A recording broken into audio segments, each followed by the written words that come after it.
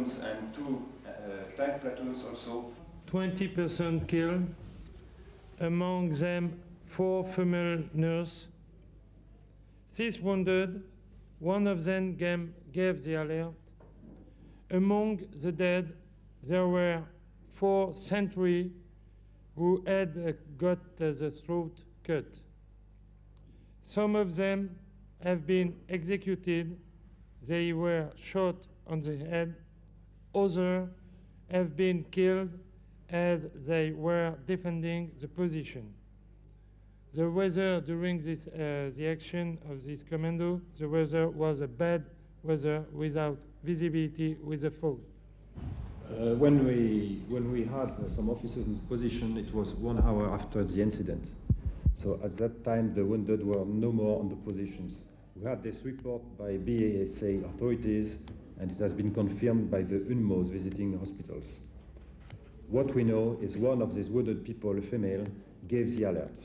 It's a difficult subject to give you a specific answer on, because I can't speak for every army's modus operandi, but in commando-style operations, it would not be unusual to kill sentries quietly.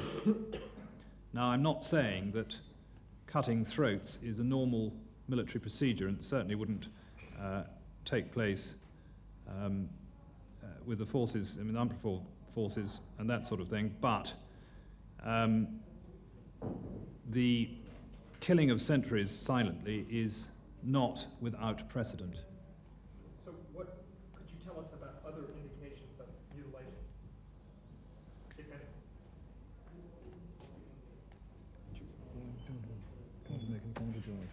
Yes, you can. As far as I understand it, the initial reports of mutilation, and mutilation is obviously a very emotive word, may have been exaggerated. As far as I can tell, that what took place was an attack that was pressed home vigorously and was effective. And in my opinion, mutilation did not take place. The information that Mr. Akashi had at the time was the best available.